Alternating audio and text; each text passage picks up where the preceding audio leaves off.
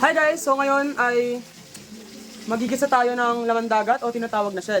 So tinanong ko kay mama kung ano talaga yung totoong tawag dito. Kaso anong sabi niya? Hindi ko alam. Binili ko lang yan kasi natutuwa ako tapos buhay siya. So ayun. So ito siya. Yan. Walang may alam kung ano yan. Huwag na kainin.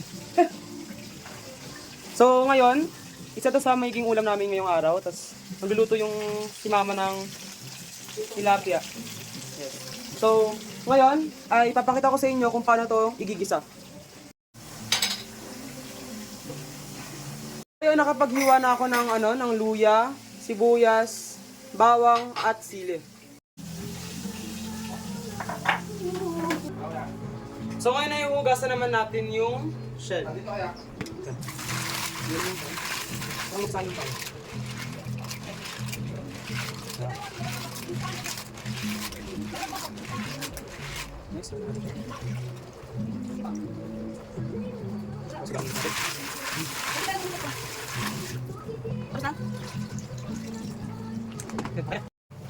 Ngayon, sisimulan natin ang pagluto ng shell. Sa natin yung apoy. Na natin ng konti.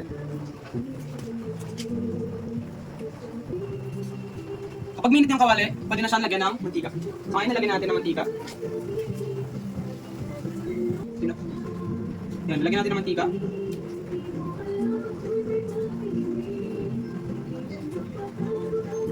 At kapag mainit na yung ating mantika, ay ilalagay na natin yung luya.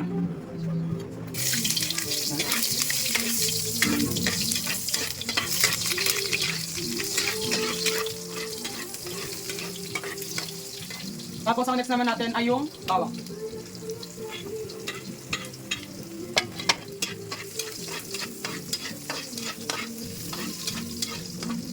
At ang sunod naman ay yung ating sili. Okay, so na-wrong send tayo, no? Ang next naman natin ay yung ating sibuyas. Yan. At ang ating susunod naman ay ang ating sili. Para meron tayong konting sipa, no? May sipa. Malawin natin. At ang next naman natin ay yung shell na binili ng aking nanay sa palengke. Dahan-dahan lang. Ganito lang. Wow! Wow. Sukuha tayo natang pangunan para makawakawa natin. Gano'n maluin lang natin yung shell. Natin ito, kapag bumuka na yung shell, ibig sabihin, ito ay luto na. Yan. Lagyan natin ng konting panlasa. Yan, unahin natin yung asin.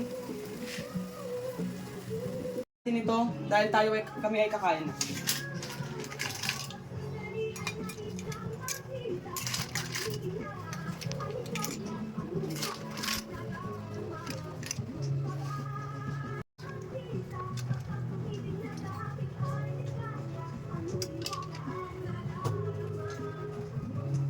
So ito siya.